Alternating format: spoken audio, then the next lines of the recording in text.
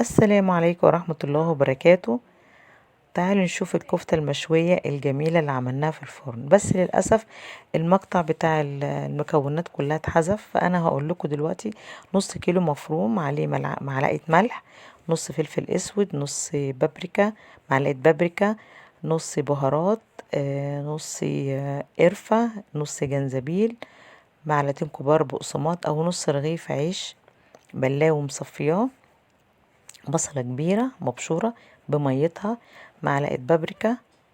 كل ده هيتعجن كويس قوي قوي، كله في صينية واحدة. انا حطيت اللحمة في الصينية زي ما انتوا شايفين، انا بصبع من قلب الصينية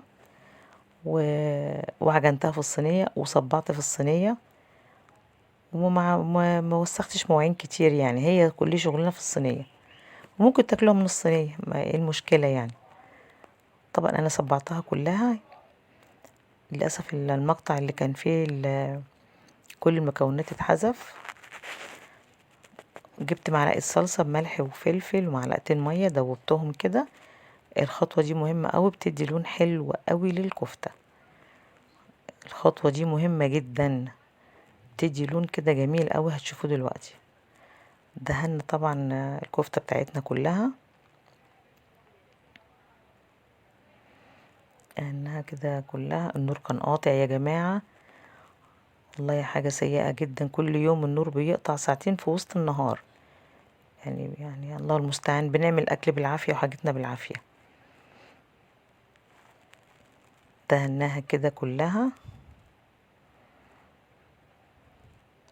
على فرن بقى كده 180. هنحطها في الرف اللي في النص.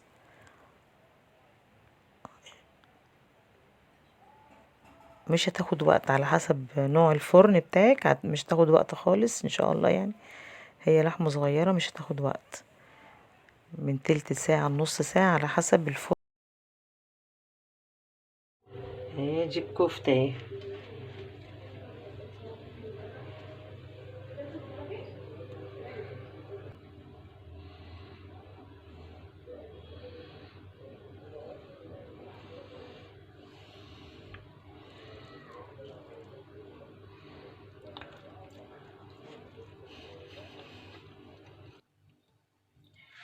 انا مش هتكلم عن الكفتة، الطعم حلو قوي والشكل زي ما انتوا شايفين. يلا، يا رب الطريقة والوصفة تكون عجبتكم. متنسونيش في الدعوة حلوة ولايك. ربنا يحسن ما بين ايديكم. مع السلامة في فيديو جديد.